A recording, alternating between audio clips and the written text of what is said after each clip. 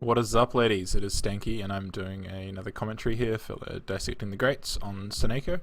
I figured you support players needed a little bit of love in this series, and Kunkka is a very good fourth position at the moment. It's sort of a roaming fourth position support, very good at ganking mid and killing the offlaner, and just being generally good in mid-game team fights and punishing people for pick-offs for bad positioning, kind of like a disruptor would. So. And SoNNeikO is just an amazing support player, so we're going to go ahead and have a look at his game. Just the first thing I want to point out right at the start is how quick shit happens in like high level pub games. This is sort of 8.4, he's 8.3k, but it's around, I'm not sure the average of the game, but there's already a TP mid and smoke on the whole team. It's a visual bug here from my replay, but the Oracle's TP'd mid and is placing a ward up in their jungle to sort of block off these two camps to stop Alchemist and Wisp like doing these stacks and accumulating a lot of early farm for Alchemist. And the whole team is moving out early to secure runes, look for picks, trying to get wards up and get vision of enemy wards. So it's getting out of the base early is important even in pub games. So coming up to the rune timing here, he goes and walks up close to the cliff and positions himself so that he can see across to the other side of the cliff there, and he sees that no one's coming for the rune, so he just heads straight to mid lane to go and block for his mid laner, because the mid laner obviously can't block as early if they're getting the rune, and it's more difficult if they're getting the bottom rune as well. They're further away from the creeps. He seems to think it's easier to block without his boots, which I thought was pretty weird. I haven't tried really specifically doing one versus the other, but anyway, I just thought that was interesting to drop his boots there to get the block. And now he goes very early and pressures mid. This camera movement that's all crazy isn't me, by the way. This is his player perspective, so sorry if it's a bit jerky, but it's how he plays. So here he actually jostles quite well to attack him, but not draw the creep aggro completely. But he just separates himself, so he's out of creep aggro range now, and he's just man fighting the attacker here on the Alchemist. So he's got him down to half health, zoned him out, and forced this rotation from Wisp. But securing early last hits for the Shadow Fiend is very important, and he recognizes that. So not only are you sort of hopefully getting some denies off and delaying the level 2 for the Alchemist, because he goes Greevil's Greed at level 1, so the longer you can delay him getting his acid spray, the better it is for the Shadow Fiend. And Shadow Fiend's not really that interested in the early level 2, he kind of just wants to get some early last hits off so he can get his last hit damage up so he can compete for the CS with Alk. But yeah, having the Wisp there delays the level 2 as well as getting denies. But he's still sitting in lane a little bit here, helping him out, and he walks into tower range here, and he goes for an X mark, and there's also a rotation mid from the Earthshaker, so he throws him up. The Earthshaker actually misses his fissure here. He gets the block, which he wanted, but he didn't actually get the stun off on the Alchemist, which is pretty unfortunate for them, and the Alchemist actually manages to get a return kill on the Earthshaker. But the important thing here is that they bailed out, disengaged, and didn't lose the other two heroes, so they recognized they weren't winning that fight. Alchemist is getting regen too much by the Wisp, and they're dying to acid spray, so they got out and he hits a regen rune bottom. It's important that he's hiding in these trees and not showing himself in vision to this offlaner, and he combos with the Oracle here, waits for him to hit his Q, and then uses his follow-up of his torrent. He doesn't waste X mark because it's kind of unnecessary, waste the mana, and it's also really short range at level 1, so you kind of just have to use your torrent combo, which is also why he's good as a combo with Oracle. It's a lot of early kill potential, a lot of damage.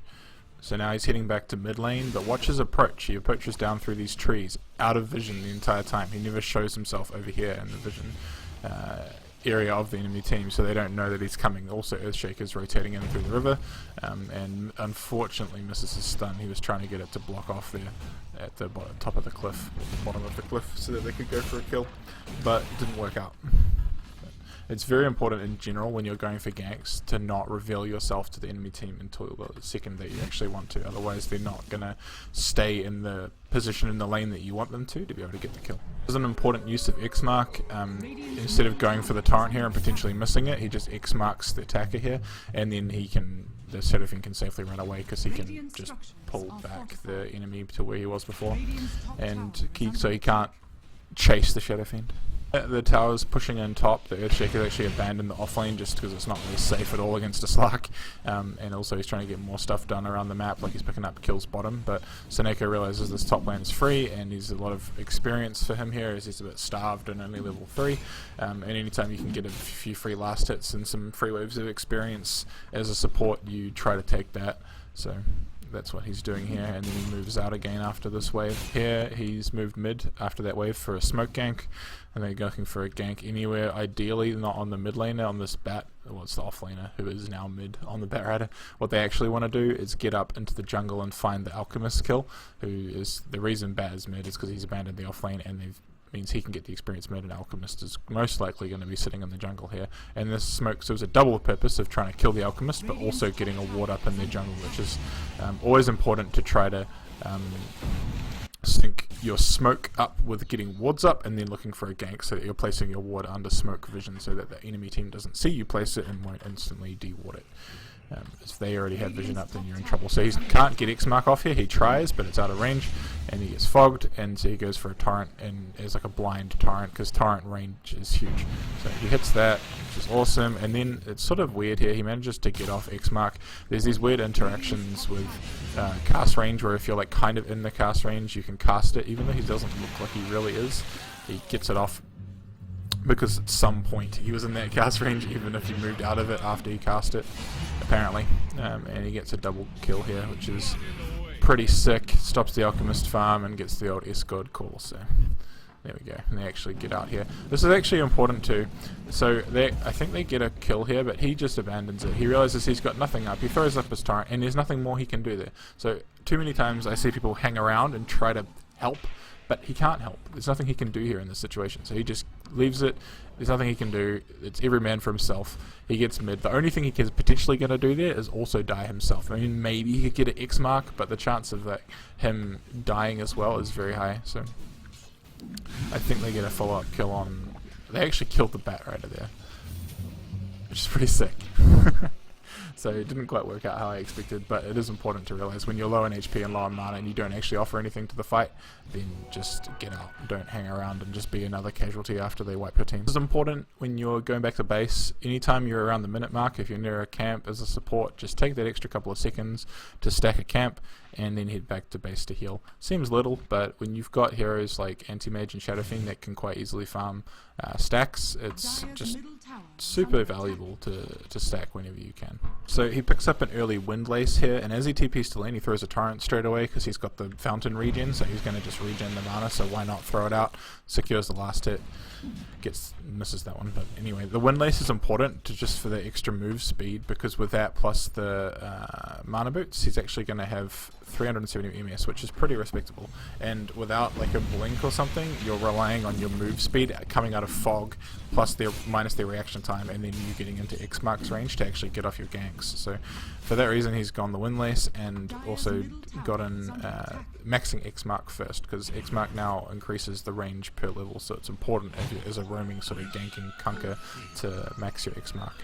Mention it just there, but he actually ditched the last hit on the wagon because it's going to take quite a long time to kill, because he values getting to the rune at 8 minutes over getting that last hit on that wagon, which as a greedy farmer myself, I'm not the best at doing, but you can see here it was super important because he just beats the Alchemist to the rune. If that haste is super valuable as well, but it's even more important against Alchemists to go for the runes, because if you're denying a bounty rune, it's a huge gold swing. It's only a little bit for yourself, but it's a huge drop for them. I don't know if he was faking placing a ward there or something as he ran up to that cliff. I don't know whether they waste sentries or anything here, but yeah. Sometimes pros do these funny like fake ward tactics, like you saw Demon do in TI, where he ran up through here and then ran past the tower, like ran around it twice, and they wasted a couple of D-wards. So sometimes at these higher MMR levels you can actually do some pretty like sort of like double psyching out your opponent tactics, which probably won't work at lower MMRs, but anyway. Now they've smoked up again, and again easy kill middle, but they're ignoring that. I think they I think Oracle nearly gets that by himself. They could take that, but what they really want to find again is the Alchemist. So looking for the valuable kill over the easy kill. But here they get revealed by the Shadow Demon, who was probably looking to either just go mid to farm after the Wisp left, or actually a lot of times if they suspect smoke ganks, they'll go stand. People will go stand at the top of a cliff, so they'll break their smoke when they're coming into the jungle. So he could have actually been doing this kind of on purpose to protect the Alchemist. Not obviously dying on purpose, but trying to block smoke and protect the entrance to the jungle. So here the Wisp shows just middle there. They saw a little clip of him, so SoNNeikO runs down the hill here. I think he's looking to help out the Alk or something in the retreat, but he manages to get off an X mark on him, and he just does the classic sort of X mark into ship. So ship takes 3 seconds pretty much to travel, and torrent takes 1.6. So if you X mark and throw your ship, and wait about 1.5 seconds to throw your torrent, and then you can sort of just combo off both of them together and hit them all at once if you're not worried about sort of stacking the stun duration and you just want to get off both of the damage. That's sort of the easier way to do it. Wow, fast forwarded there by mistake, sorry. But, easy combo, easy kill. So he comes up into lane here and throws out an X-Mark torrent on this Slark. He doesn't have Ghost Ship, so their kill potential's kind of reduced. They only see the Alchemist on the map, so I'm not sure how heavily he wants to commit to this gank here. Also, if you're ganking Slark, Kunkka's quite good against him because he can't like purge off the X-Mark or anything with his Q, but he also can jump out like this. He can jump out of your torrent. So if he was really serious about killing him here, what he could have done is thrown out the X mark and then walked and stood above it to sort of try to block his retreat as he went to leap out. Or you just have to sort of perfectly time your X mark torrent. Or he could have X'd into like a fissure or something like that. But I think they had kill potential there, but they were a little bit worried about follow-up, so I'm not exactly sure on his thinking in that scenario, but they did have the ultimate up on the Earthshaker, so they probably could have got a kill there. So this is an example of why it's important. He's checking items on the enemy heroes as he's coming into this fight, because sometimes like how many stick charges they have, that sort of thing, irrelevant. He sees that and also, by watching that, he sees that the Shadow Demon uses Disrupt. That is like a 16-second cooldown or something. So he knows that now it's down, so he can just come into this fight and just throw X-Mark ship onto Shadow Demon. And he can't dodge it with Disruption because it's on cooldown. So, free kill. Easy peasy lemon squeezy. And now he picks up the double damage, denies that from the Alchemist, and he tries to bring them into a choke point here because he's pretty much assumed he's going to die, but he's trying to pull them into this choke and hit as many of them as he can with a torrent. So he funnels them into the map and uses that to his advantage to hit a good torrent rather than running up through the river or something. And then he manages to get off a kill here on the bat before he dies. He actually tries to go for a deny kill to the neutrals, but it doesn't work out. Attackers just respawned here after like a long fight, but look where he TPs. This is what I find quite interesting. So they've dived quite a lot. Quite a few of their skills are down, but the whole enemy team is pretty low, and they had a real sick combo here from the Disruptor, Oracle Q plus Shadow Razors, and he throws out X mark onto the Wisp here, which gets him killed. Killing the Wisp is really important because if he has Relocate up, he can save the Alchemist. Also, he just is a constant source of healing and a real nuisance in teamfights, so if you can pick off a Wisp early, it's always a real advantage to you. So this bit's quite cool. He doesn't have any vision of them, but so he throws out Torrent to get vision to then get off the X mark, which is another, there's lots of different combinations in which you can use Kunkka's spells, and it's important to know about all of them. So here he uses Torrent for vision, X mark into ship, but Shadow Demon has Disrupt up, so it cancels it. But, still important to know the concept. This is sort of right afterwards, but it's a pretty cute little play. He's actually going for a Glimmer Cape here, but he uses his Shadow Amulet on himself here to go invis, and then baits the bat in and goes for a X mark into Torrent. I think people don't really use Shadow Amulet a lot. They sort of just know that it's a component of other spells, but it does do this thing where you can use it on yourself or on your allied heroes, and you can still actually move during the fade time. So after it's faded, you need to stand still. So he moved a little bit, like during the 1.5 second fade time, and then stood still and baited in the bat there to get off an X plus Torrent.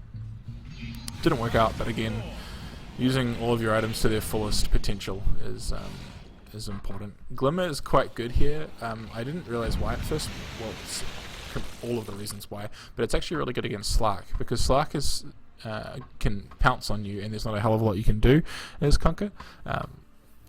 similar things apply with like a Potom, who would normally be able to like leap away, but he's leashed in and he can just kill you. Going for a Yules is quite expensive, and you don't really have the need for it on a Kunkka, but Glimmer is useful for saving your allied heroes from stuff like if they get bat lassoed.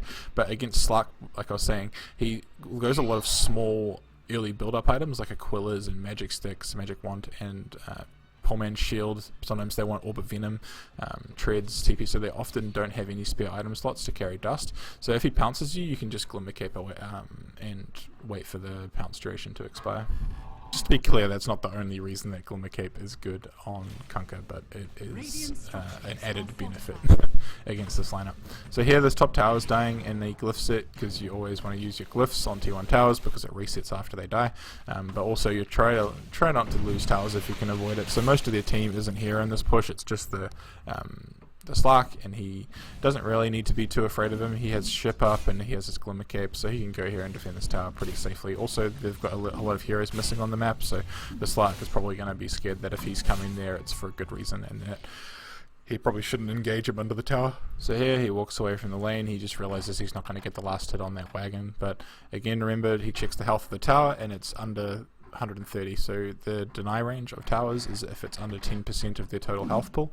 So 1300 on a T1, 130 is the deny range. So little things, but he that TP pushed the Slark back, got him have a bunch of farm and experience, and denied the tower. So what might seem like a little play just involves a little bit of map awareness and realization that you can TP to that tower alone and do that. And yeah, it was actually kind of an important play. This is what I was talking about here with the Glimmer Cape. So he goes up to farm this wave, the Slark comes in, hits a pounce on him, and he just Glimmer Capes himself. He takes reduced damage from the Dark Pact, he just waits out the duration of the pounce, and he's off. So easy counters, GG, wrecked, etc. This is an important usage of ship here in a mid-game team fight. His team is sort of being pressured here and are looking to just get out, but the team are also kind of all running into a choke as well. They're all running down in here, so he throws out ship hoping that they're going to walk into it, but also just throwing out the rum buff, which is a hugely important part of Ghost Ship. So the move speed bonus plus the damage reduction on their team is really what they're looking for here, and potentially if he hits their ship they can sort of get a turnaround in the fight as well. But don't save the ship for like the perfect time when they're all ganked up on your SF and you can hopefully get off a big ship on the multiple enemy heroes, but getting that is often more important just to get out that early rum buff in the team fight. Unfortunately here they get gone on in the back line and killed, and that's maybe a slight positioning mistake, but also this is just generally a pretty bad fight for their team. Quite a cool team fight here, sort of mid-game gank / team fight. He sees the Bat Rider here top, and his anti-mage is looking to push this tower, so if he can get up here and get off this kill, it's quite important for them. They can transition that into a T1 tower push and gaining more map control. He's going to be sitting here in the jungle here waiting for this wave for a little bit, so he drops down one of his sentries, I guess if an enemy here is coming in an invis, or also if he's just standing under a ward, then that's really bad for them because they don't have vision of their tower at the moment, so the enemy team could TP in and just come and kill him. But because he's kind of out of position here, right? Like if the enemy team come from up above, then they're just going to get picked off. So here he goes forward. I think the Oracle drops this ward here behind the tower. This is really useful for a team fight, but if you're planning on easily getting this tower, I wouldn't place this ward. But I think they're expecting a big team fight here and TP reactions, which do happen from the enemy team, so this ward turns out pretty useful. He drops his X into ship and to Tyrant combo. It's not really the like ideal combo that you of the way to use this. Ideally you want to use your Tyrant first and then use your ship afterwards, and then during this 1.5 stun duration of the Tyrant, then the ship is still flying in and they get hit by the ship. But this is a lot safer way to use it, using the ship first and the Tyrant. They kind of like stack the stun duration, which isn't really ideal, but it's definitely a lot safer. So, and then I find this bit quite interesting, that like he uses the X mark here to sort of zone the Shadow Demon out of their team as they try to retreat a little bit. And he's in fog here, and the enemy team are coming in from underneath him, so it's interesting the way he plays his positioning. So he's trying to stay out of the fight at the moment because his spells are on cooldown, and he heads up and to the right rather than running down and to the left to help his team, because he doesn't want to be the focus of the attention like this Oracle is right at the moment. So he's just keeping his distance, staying in the fog, and coming back in to try to get his spells off now that they're on cooldown. So he throws out. He's gonna throw them out on the Wisp, but the Wisp dies. Now he's got them up here to use on the Alchemist as his team's trying to like turn around this fight. He pulls him back into the ultimate of the Shadow Fiend, pretty big range away, but it does still reduce his damage. And moves down into the right again after he uses his spell. So he's not in there trying to right click the Alchemist straight away until their team is sort of established that they're winning the team fight, and Alchemist doesn't really have the ability to turn around and fight him. It's just a generally important support play concept, is to sort of use your spells, get back to a safe range, use your spells again, especially with these 8 to 10 second cooldown spells. You can get off multiple rounds of them in a team fight if you manage to stay alive, and also use your support skills like Glimmer and Arcane Boots. The fact that he stayed alive in that fight due to his positioning, and also has his Arcane Boots up, he can head back over here in this fight with the bats turned back in to try to kill 4 heroes. I don't know why the bat's there, seems fucking dumb to me, but whatever. He comes back, hits the Arcane Boots on 3 of the heroes. They actually have really low mana, which actually allows them to turn around here and get the kill here on this bat. They've all got enough spells up now that they can throw out razors and fissures, all that sort of shit, and get the kill. So he had a bit of a change of heart on his item choices here. Originally in his quick buy he had an Aether Lens, but either just due to the flow of the game, the fact that they were kind of ahead, or maybe a team request, and the realization that he had a lot of magical damage on his team, quite heavy magical damage, that going for a Veil was actually a useful choice on a Kunkka. Not like a sort of standard Kunkka support item, but he's pretty flexible in the items he can go as a support. He doesn't really need a whole lot of mobility every game, and these sort of flexibility of him is quite useful to pick up whatever items you need for the game. But I think he does go back for the Aether Lens afterwards. As you saw, they were going for the smoke gank here. Again, visual bug, they are smoked. And Anti-Mage actually gets a pretty sick last hit here off on this tower. Blinks in, gets the last hit as they fissure them and get the torrent combo off. So they don't stack their stuns, they get the fissure into torrent. So it's important to talk with your team, like if you are on mic, you can sort of combo your spells so that you don't stack them. They get the last hit off on the tower there, and then they get a follow-up kill. Shadow Demon as well, and this is going to transition into a T2 tower push most likely. He's sort of chasing here after the Slark a little bit, but I'm pretty sure that's kind of unnecessary, just sort of pissing with him. Actually no, I didn't realize, I think the IO had to relocate it out, and they were trying to zone him out of like the jump in range of the IO, so the IO couldn't like jump out to him, or the Slark couldn't reinitiate and fight with the Wisp when he came back in. So this bit scan wasn't actually done by SoNNeikO, but it was a pretty cool use of scan nonetheless. They have 2 cores still alive, well, 2 of their farming cores that aren't on the map.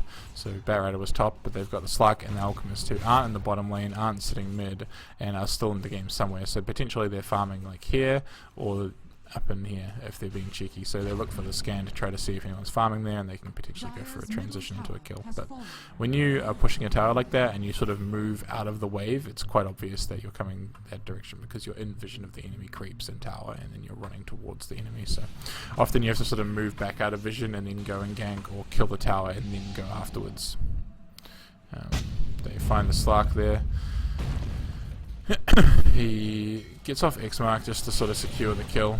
Wasn't sure if he could just hit the torrent, but again, a nice thing about Kunkka against Slark is you can't break his X mark, so if Pounce is on cooldown, you are well fucked. Pretty sure everybody who's played Kunkka more than once knows this, but you can X mark yourself and your teammates and then TP home. Useful usage for refilling bottles, for getting items, for just healing up from fountain regen. You can like fill enemy bottles when you go home.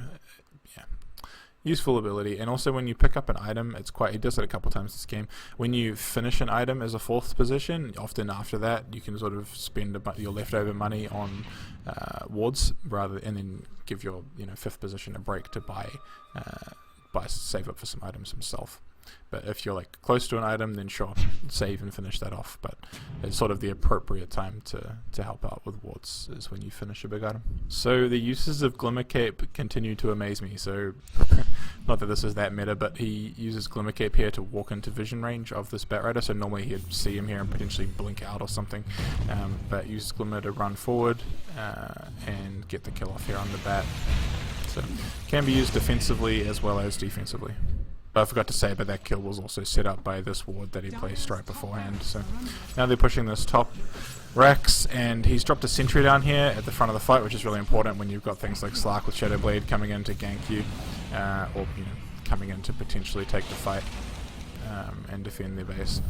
Dropping a Sent after you kill that tower, or even beforehand, if you can guarantee that it's not going to get aggro from the tower, is really important. So he's trying to keep his range here, using his spells to try to save the Oracle. Not sure. Yeah, he throws out ship here as well. So they're going to be going for this Oracle kill.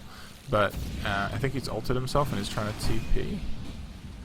But also that's going to naturally draw in all the enemy team into one spot and allow you just to hit free torrents and ships and fissures and everything on the enemy. So again, trying to keep his distance, trying to throw out whatever spells he can, but now the Alchemist is angrily running at him, so he's got to back up.